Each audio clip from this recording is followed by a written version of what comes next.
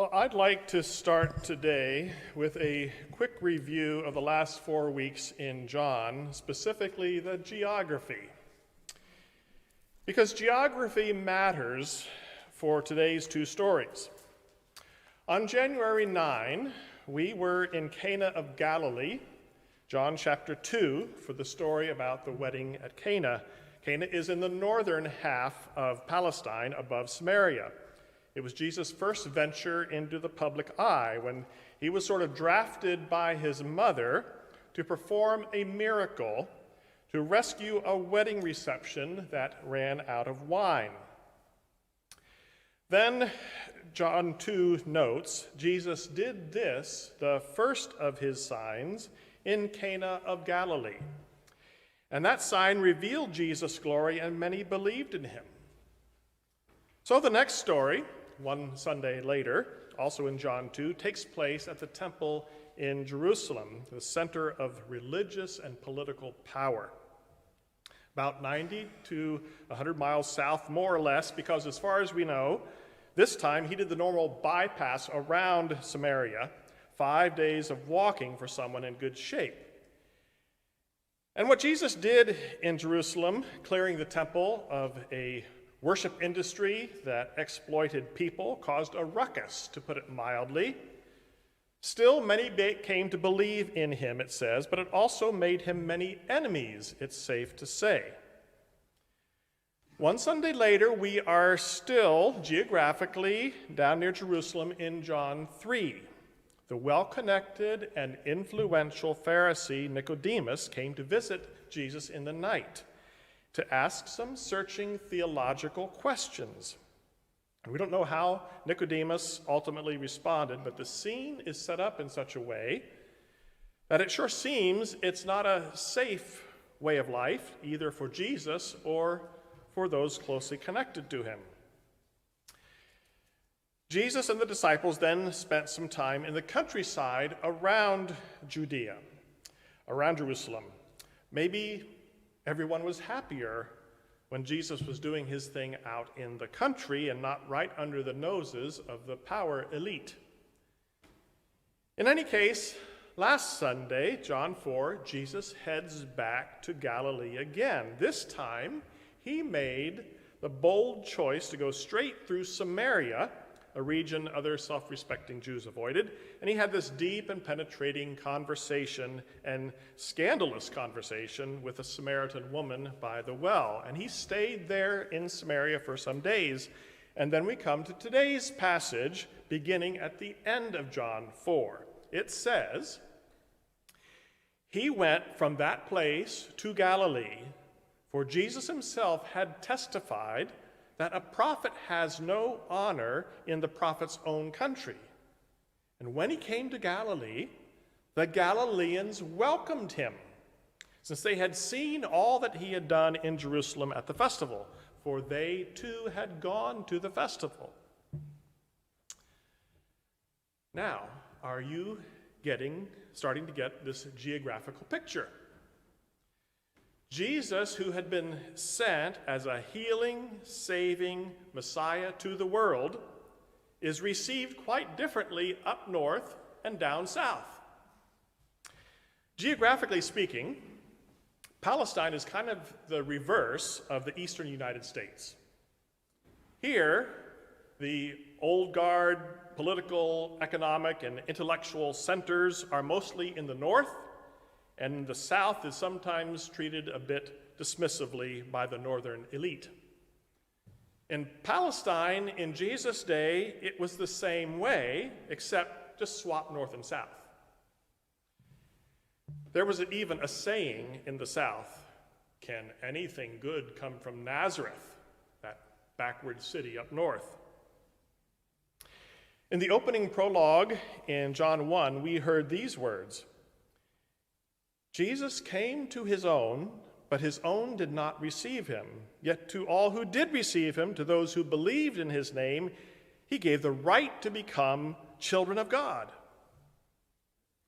His own people were down south. His family line, at least through Joseph, was rooted in Bethlehem, the city of David, right outside Jerusalem. He'd been schooled in the traditions of the temple. He was a rabbi. Down south is where he was from, so to speak, when he received his religious formation. But Galilee, up north, also ran in Jesus' blood. He grew up in Nazareth. He chose a good many disciples from Galilee. He hung out in Capernaum and other towns bordering the Sea of Galilee and seemed quite at home up north, farther away from the ruling elite. Jesus had more room to move, had more people cheering him on up north. John said it outright.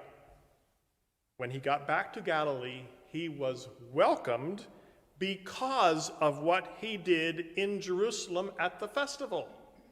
Interesting. The Galileans were there too, and they saw Jesus clear out the temple, and they were not offended. I'm guessing they were the ones being liberated by Jesus' prophetic actions against the animal merchants and money changers.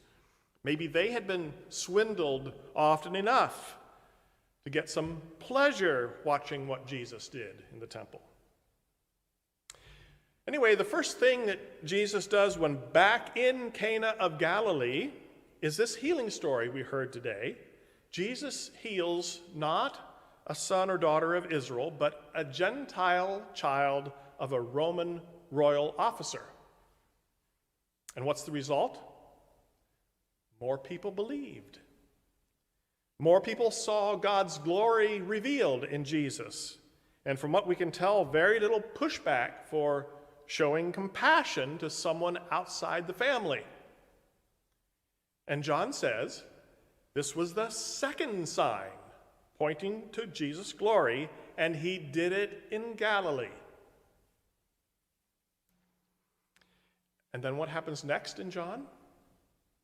Jesus heads back south. He went to Jerusalem for another festival. John doesn't specify how much time elapsed because it's not that important. In fact, chronology and sequence is not all that important to John's telling of the gospel. It's not really relevant whether Jesus actually and physically went back and forth between the north and south as often as John says, or in that order that John wrote it down, because John is painting a theological and political picture of Jesus that's gradually coming into focus. At this festival in Jerusalem, something scandalous happens again. It might not seem scandalous to us. Seems like just another beautiful and miraculous healing story. But it sparked a very different response than the first healing up north. A man, lame for most of his life, couldn't get his feet into the healing pool in time whenever the waters were stirred. So he stayed crippled for 38 years. That in itself is a sharp indictment against a religious system that couldn't come up with any better plan to help this poor man. Jesus simply speaks the word, "Get up, pick up your mat, and walk." And at once, he walks. Beautiful, marvelous, round of applause, everybody rejoices. No, actually, that's not how it goes down. Not here in Jerusalem, home of the temple and its rule keepers. Here, it's a scandal, because the day is a Sabbath. And the scandal gets set off not by the healing act itself, because that apparently happened quietly and unseen for the most part. The problem came to light when the man was spotted carrying his mat on the Sabbath. And it's forbidden to carry a mat on the Sabbath. The religious institution failed this man on two fronts. He lay by the pool for decades with no one to intervene to help him get to the water. And the moment he was able to walk, Rather than rejoicing that he can walk, he gets called out for walking with his mat on the Sabbath.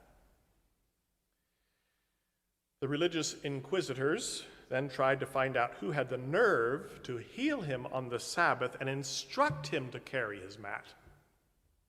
So incensed were they by this flagrant breaking of Sabbath law that John tells us that the persecution of Jesus began in earnest. And when Jesus added further offense by claiming God as Father, they started conspiring to kill him. So that's where the story stops for now. So what is the good news for our day, for our present context? Well, the extent of woundedness in our community and our world is as great as anything I've seen in my lifetime. We are wounded and weary beyond comprehension. Obviously, the COVID pandemic is a big part of that, but so much more has cut us down and traumatized us. Wounds that are physical, relational, emotional, psychological, societal, political, and spiritual. So much of the misbehavior that we witness around us, from mean-spirited discourse to actually shooting people to death, from individual acts of aggression to mob violence and insurrection, does not come out of the blue. It comes from our woundedness. It comes from places that need healing more than legislation. I'm not saying legislation isn't needed. It is, without a doubt, and I'll get behind any good and just piece of legislation. But healing cannot be legislated. And healing is the central call of the church.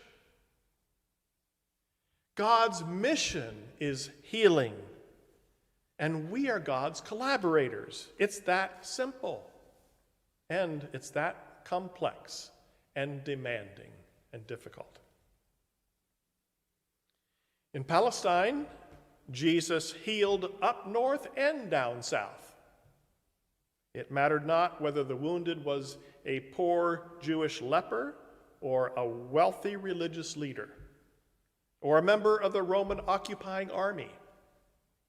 It mattered not whether the wounding was from being socially cut off and marginalized from the community, or from a physical, emotional, or spiritual disease. The public response to Jesus' healings would vary according to the context, including geography, and according to whose agenda got disrupted by the healing. But Jesus healed here, there, and everywhere. And so must we. It's so easy to draw lines and create enemies and enemy groups that then fall outside the realm of our responsibility to heal. But we must be committed to everyone's healing.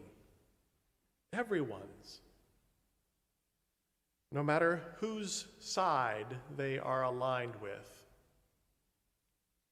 No matter what type of woundedness they suffer from. If we are not thus committed, we are not following Jesus.